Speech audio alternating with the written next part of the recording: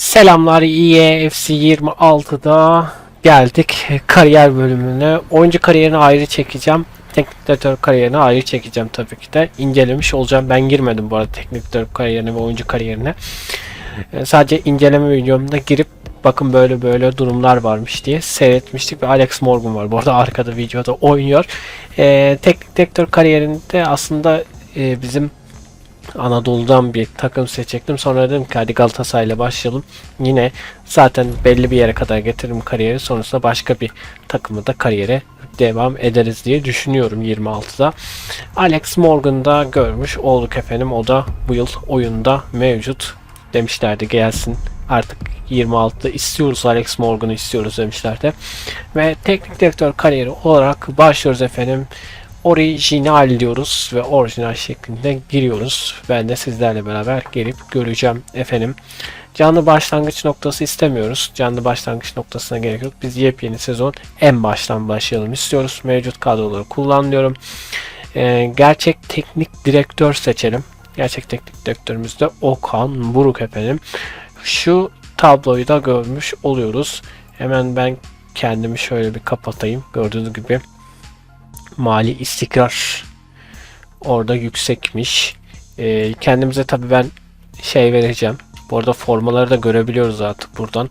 Daha güzel bir şey olmuş. İyi olmuş. Bu arada hayran kitlesi bağlılığı çok yüksek. Gerçekten Galatasaray taraftarları çok hayran kitlesi çok yüksek olması normal. Altyapı tesisleri düşük ve mali tekrar yüksek şeklinde Rams Park'la gidiyoruz efendim. Hemen ileri diyoruz ve özgün klası, dünya klası diyorum. Ayrıntılı simülasyon. Ayrıntılı simülasyon etkileştirme ve etkinleştirmeyeceğini seç. %1 sevmiyoruz orada. Bu ayar performans önemli ölçü etkileyebilir. Oyun içinde değiştirilemez diyor. Ne olduğunu bilmiyorum ama açalım. Ayrıntılı simülasyon ne acaba ki? Teknik direktör piyasası, teknik direktör pazarını etkileştirmeyeceğini seç. Bu teknik direktör pazarı getirmişlerdi. İşte başka bir takıma gidebiliyorduk falan. Teknik direktör değiştirebiliyorduk. O davalar vardı. Kulüp devrini hemen burada yine ayarlaması var. Ben kulüp devrini kendimize vereceğim. Keşke daha fazla olsa da verebilsem. Seviyorum kendimi kulüp devri basmayı. Kovulma yok diyeceğim. Bunları anında diyeceğim. Sıkılıyorum, ben nefret ediyorum, o sıkılıyorum yani. Anında gelsin abi, ben niye o adamın genini göremiyorum? Bari genini başlatın yani. Genini göremiyorum. Kaç şey piyasası ne kadar olduğunu bilemiyorum ki ben. O yüzden ben direkt anında dedim. Beklenmedik olayları da açacağız. Tabii ki de beklenmedik olayları da görmek istiyorum. Biliyorsunuz beklenmedik olayları bir anda hani göreceksiniz zaten, çıkar diye düşünüyorum. Maça doğru gideceğim. Maçta tam potansiyel şey, bunu kısın. 3 dakika altyapı oynarsam şayet kısın. Önemli anları oynat. Maçı yeniden başlat vesaire. Tamam. Özgün oynan istedim. Rüzgar etkileri orta açık. Çok yapınca da aşırı saçma geliyor bana. O yüzden böyle dursun diye düşünüyorum. Ve şöyle baktım, antrenman planları açık. Antrenman planı toparlanma oranları varsayılan gelişim hızı, gelişsinler. Hızlı gelişsinler. Ben yavaşlıktan sıkılıyorum. Oyuncu sakatlıkla maç cezaları, oyuncuları serbest bırak. Açık herhalde onlar. Aktif görüşme gerçekliği varsayılan hafif yapalım. Gevşek yapalım bunda. Tasarım yakışını açık anında. Genel ayırları geldik. Genel ayırlar. Genel ayırlar. Puan kesintisi falan da yapabiliyormuşuz. Bunu yeni getirmişler sanırım. Beklenmedik olayların sıklığı orta, yüksek, düşük diyorlar. Ortada bu olanların etkisi ancak sezon boyunca birden fazla olayla karşılaşırsın. Karşılaşmak isterim. Güzel olur. Gerçekçilik katar. Ortada da çok mu şey oluyor acaba ki? Düşüğe mi çeksem ki acaba ki? Bilmiyorum. Orta yapalım. Tamam. Şey yok mu ya? Baktım ama böyle hani Şampiyonlar Ligi falan durumu görmedim. Evet. Şampiyonlar Ligi gruplarını falan ayarlayıp girebiliyorduk ya. Onları ben göremedim. Burada mı acaba? Aha, Avrupa Kupaları burada. Torbaları düzenleyeyim bakayım be. Tamam, Galatasaray orada ekli. Herhalde gerçek Şampiyonlar Ligi takımlarıyla karşılaşacağız. Bizim gelen maçlarla karşılaşacağız diye düşünüyorum. Çünkü bunu ayarlıyor EA. Anlaşmalı olduğu için. Yine anlaşmalı olarak sunacaktır diye düşünüyorum bize. gerçek grubumuzu görmüş olacağız efendim. Ben hemen buradan Galatasaray diye yazacağım ve basacağım. Merhaba Sayın Okan Buruk. Dikkatli bir değerlendirme sürecinin ardından size Galatasaray Teknik Direktörü'nün görevini teklif etmek istiyoruz. Vizyonun bizim hedeflerimizle de örtüştüğüne inanıyoruz ve ortak projemizin potansiyelini görmeyi heyecanla bekliyoruz. Böyle bir şey yoktu. Direkt böyle buraya yazmışlar. Lig şampiyonluğunu bize kazan yeter diyorlar. Tabii o iş bizde. O iş Okan Buruk'ta. Okan Buruk zaten kazanır. Şimdi bu ön siparişte şey vermişlerdi. Şurada var mı yine? Taktiksel vizyon seç. Evet, taktiksel vizyon. Ha, burada anlatıyor. Şurada antrenör yönetiminde 5 yıldız vermişlerdi. Ben kalemimiz kötü olduğu için buradan 5 yıldız seçmek isteyeceğim. Geç. Burada uzman. Uzmanımız var. Hemen uzmanımızı tutalım. Onu kaleciliğe koyalım. Defansa da koyalım. Beşli defans uzmanımız var. Tamam. Uzmanımızı da buraya koyuyoruz efendim. 5 yıldızda. Orta saha için var mı 5 yıldız? Orta sahanın hiçbir varmış. Tamam. Bunu da buraya konduruyoruz hocam. Ve son olarak forvette bulamayacağım herhalde. Ben genelde zaten bir yere buldum ilk defa buldum ha. İlk defa hepsinde 5 yıldız olduğunu görüyorum. 25'te hiç yoktu bu. Şeyde ön siparişte bunları veriyorlardı. Kaç tane veriyorlar hatırlamıyorum. Herhalde ondan dolayı denk getirdim. Yoksa hayatta denk getiremezdim. Taktiksel ön ayar falan onlara gerek yok. Bu şekilde ilk ayarımızı yapalım.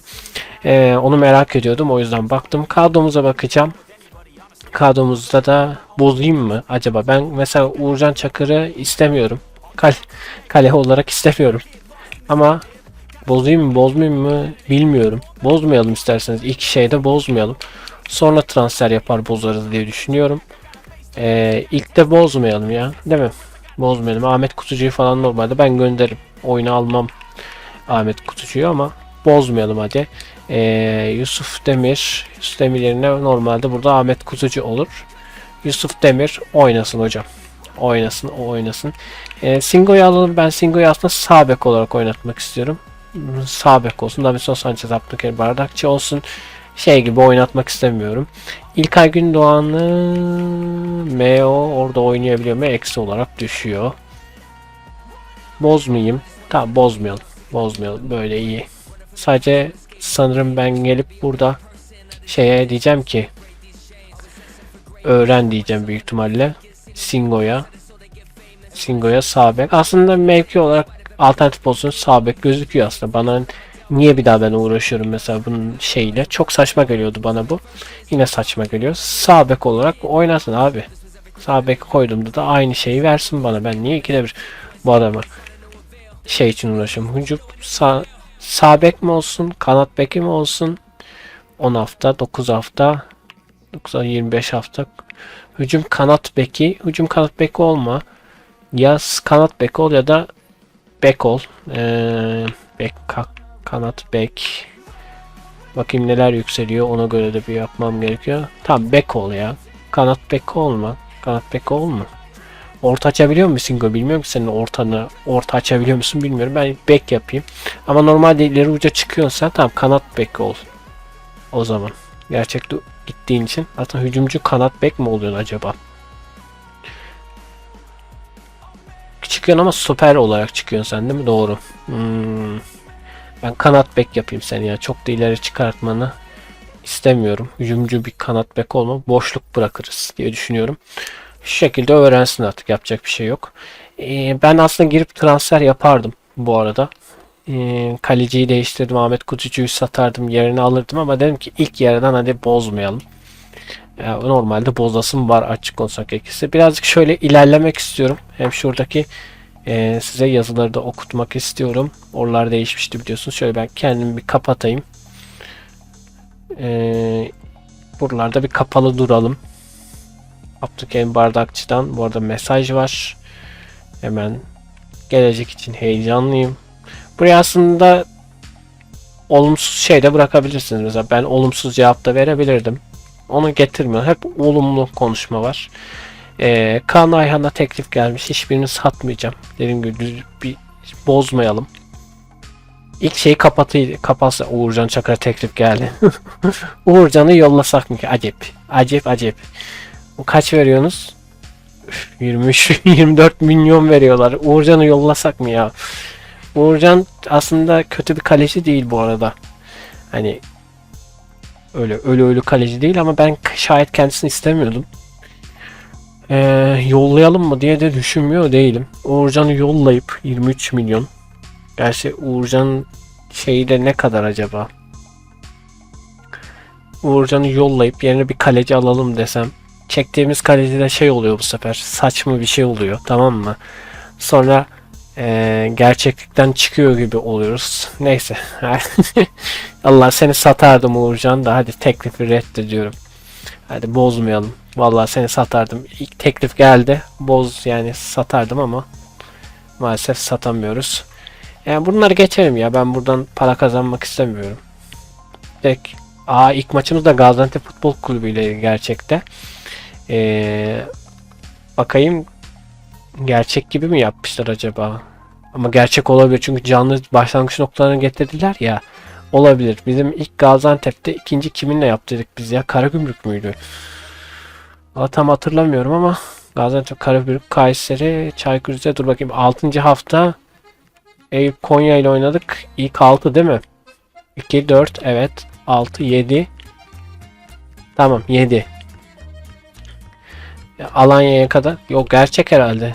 Gerçek. Aynen 5 Kasım falan. Bu arada Süper Lig'in canlı başlangıç noktalarını getirdikleri için bizim Süper Lig'deki eşleşmeler doğru. Galatasaray'ın eşleşmeleri doğru. Sadece Şampiyonlar Ligi mesela doğru değil. Mesela Manchester City ile son hafta oynayacağız. İlk başa geçmiş. Ondan önce sondan bir maç önce Atletico ile oynuyorduk yanlış hatırlamıyorsam. Bu sefer tam tersi olmuş. Ters gidiyor. Ters gitmiş. Son oynayacağımız aynen ters olmuş. Mesela Eintracht Frankfurt ilk başta, sonra Liverpool, sonrasında diğerleriyle Bodo Glimt 3. hafta yanlış hatırlamıyorsam. Burada tam tersi olmuş. Biz de sondan başlatmış. Orayı düzeltmesi lazım EA'nin. Onun dışında o bozukluk olmasa şu an gerçek bir hem Avrupa'da hem de ligde bir fikstür varmış. Ama ne yapalım, yapacak bir şey yok. Bozmuşlar. Kazımcan Karataş. Kendisini aslında göndersek mi? Neyse göndermeyeyim hadi. Hadi hiç ellemeyeceğim. Transfer yapmayalım. Şuraları da bir görelim istiyorum. Metehan Baltacı'ya geldi. Yedeğimiz de yok ki. Metehan seni de göndermeyelim. Şu an gerçekçi oynayalım diye. Hiçbirinize dokunmayalım. Daha mantıklı. Evet, şurayı görelim istedim sizinle beraber. Bakın hani haberler değişmiş. Burada şeyler falan var. Bizim Türk bir tane vardı. Onun haberi de yapılıyor diyorlardı ama hiçbir yapılma falan yok. Habire Fabrizio'yu görüyorum ben. Abdülkerim, İrfan Can Kahveci ile değiştirmek istiyor musunuz diyor. Hayır. Hocam değiştirmek istemiyoruz. Gençler turnuvası başlıyormuş.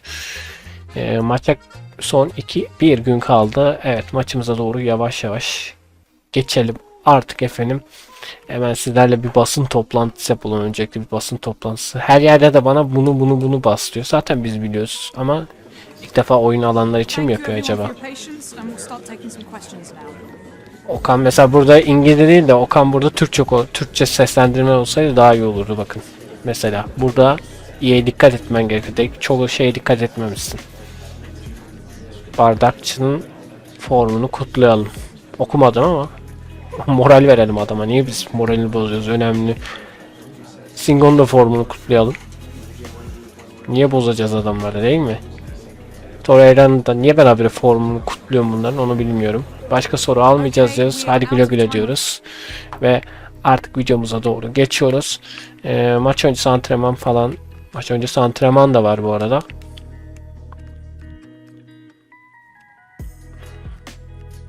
Biz mi oynatacağız? Biz oynatacağız. Neyse biz oynamayalım. Ben istemiyorum şu an.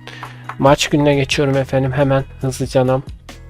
Burada da çok şey anlatıyorsunuz kardeş. Özgün oynuyorum ben şu an. Özgün. Hemen özelleştire gelip size formaları da gösterelim. Biz beyaz forma giymiştik gerçekten. Onlar da bunu giymişti. Benim şu forma hoşuma gidiyor. Hem hoşuma gidiyor hem de biraz tuhafıma gidiyor ama genelde hoş duruyor. Onu giyerdim ama gerçekçilik olsun diye beyazları giydik efendim. İlk maçımızda da böyle çıkalım. Tamam. Maç yap diyorum ve artık sözü de Türkçe spikerlere bırakırım artık yavaş yavaş. Yeni sezonun ilk maçı apayrı bir heyecana sahne olacak. Evet. Maç öncesi görüntüler aynı zaten. Buraları falan değiştirmen lazım aslında. 26'ya özel böyle animasyonlar daha da katman gerekiyor. Merhaba değerli futbol severler. Bugünkü maçın heyecanını hep birlikte yaşamayı umuyoruz. Takımlar hazır ve taraftarlar desteğe çoktan başlamış durumda. Ben Özkan Öztürk, değerli yorumcumuz Ertem Şener'le birlikte mikrofon başındayız.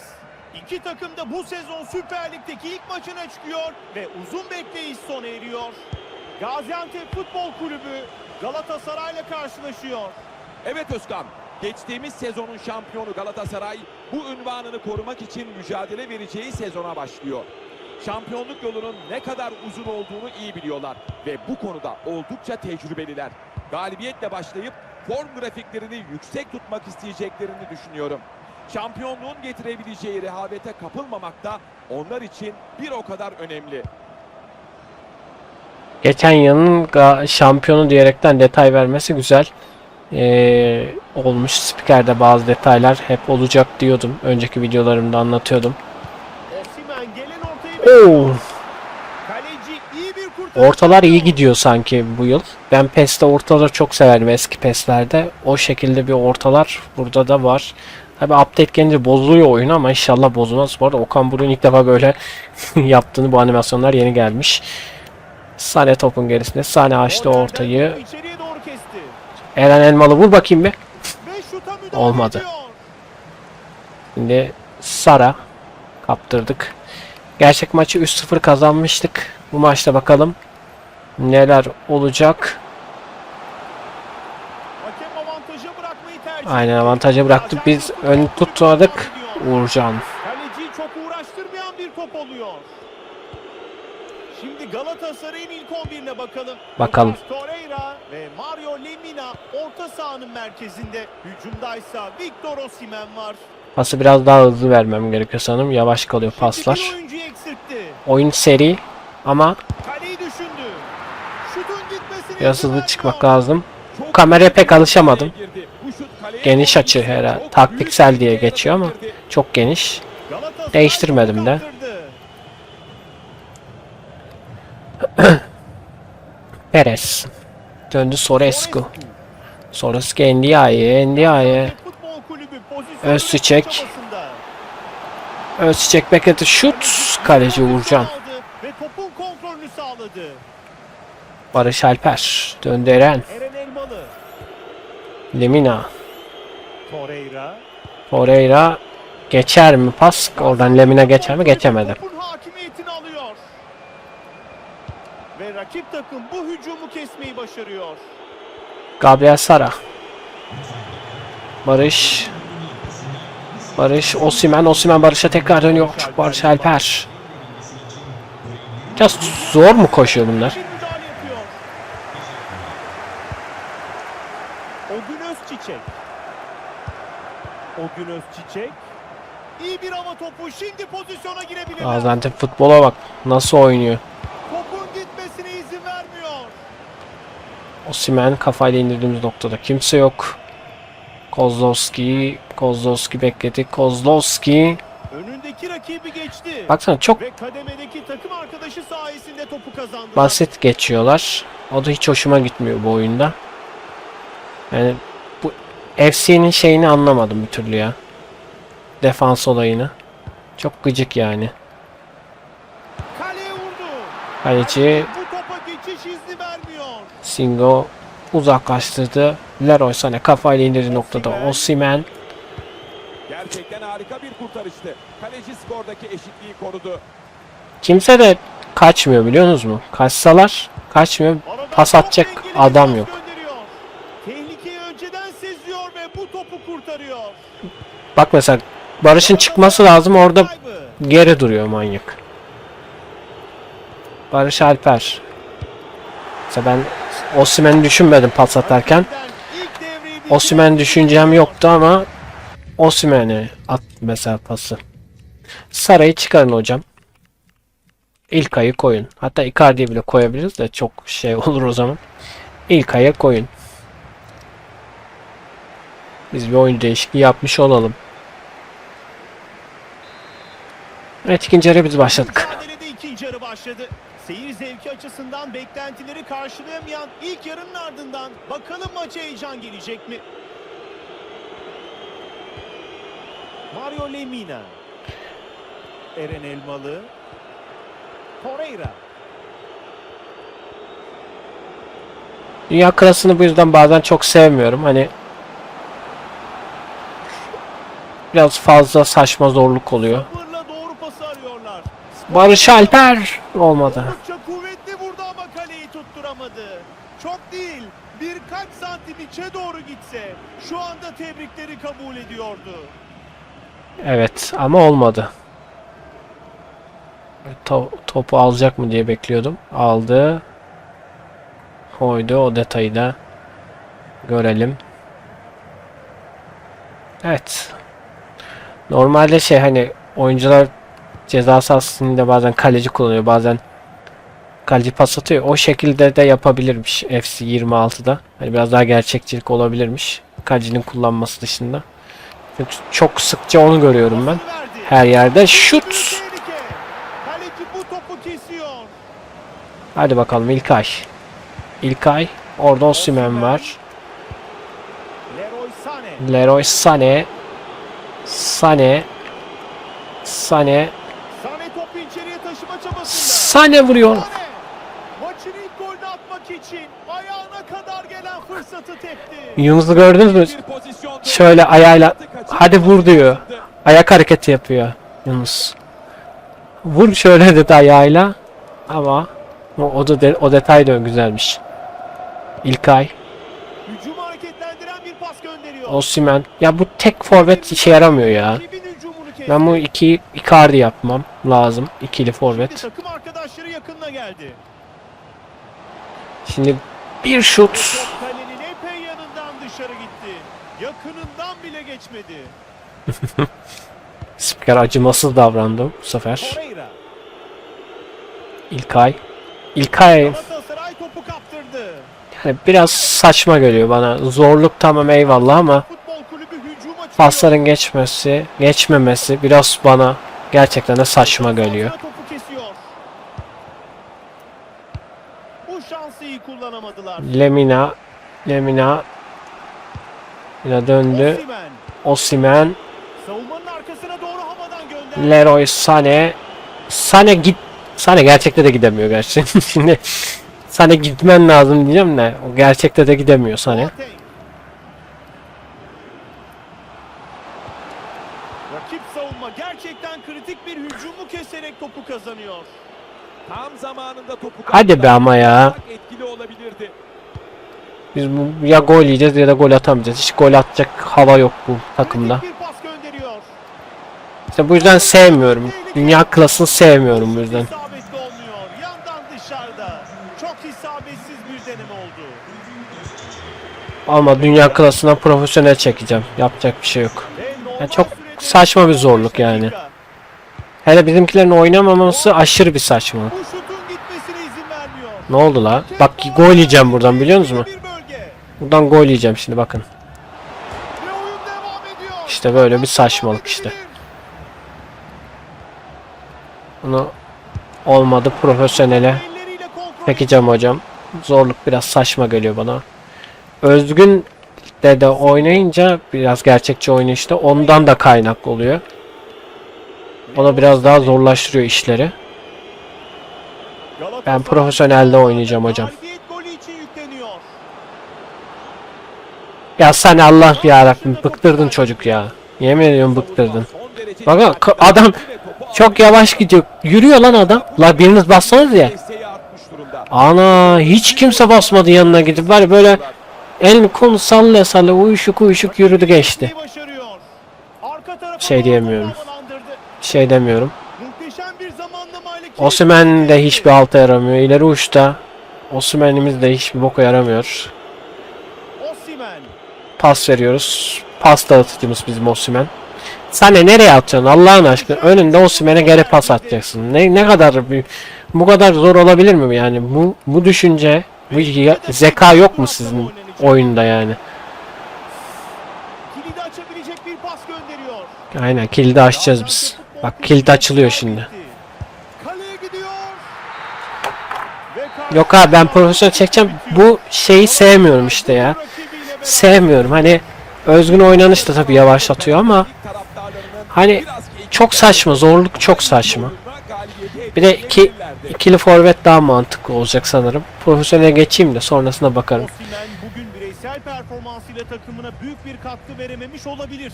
Ama çok da kötü oynadığını düşünmüyorum doğrusu. Ne yazık ki bu maçta önemli bir etki yaratamadı. Gol atamamasını geçtim. Gole yaklaştığı pozisyon da pek olmadı. Yine de bu performansına fazla takılmayıp gelecek maçlara odaklanması gerekiyor. Güzel bir yorum yaptılar bu arada. Tebrik ederim. Osimhen hep duruyor öyle. Yani pas vuruş. Hiçbir şut da yok ha. Şut da yok. Kaleye hiçbir şut yok ya. Kale şut atamadık yani. Elimizde Osimhen var. Sané var. Yani hiç Sané attı gerçi. Barış Alper de vurdu ama böyle ceza sahasının içine girip atamadılar yani. Bak mesela burada Türkçe seslendirme olması lazım. Gelip İngilizce konuşması saçma. Gerçi maç öncesinde şey de saçmaydı. Atlar geliyor ya. Atlar duruyor. Atlı polisler. O da saçma. İyi bunlara dikkat etmesi lazım. Hiç yani sadece azıcık etki şey ekliyor. Oluyor. Bitiyor. Bu yönden iyi benden hep düşük not alıyor zaten. Yapacak bir şey yok. Yavaş yavaş gelişti. Neyse. Olduğu kadarıyla diyelim. Evet. Ben yine profesyonelle alacağım. Çünkü saçma geliyor bana zorluğu. Dediğim gibi. Diğer videoda görüşürüz. Ben biraz da kariyer teknikler kariyerini göstereyim diyerekten de uzattım videoyu. Maçı da şey yapmadım. Diğer maçlarda artık maçları kırpar keseriz. Beklenmedik olay gelirse beklenmedik olayı size gösteririm. Kendinize iyi bakın. Yeni videolarda görüşmek üzere. Hoşçakalın. Bay bay.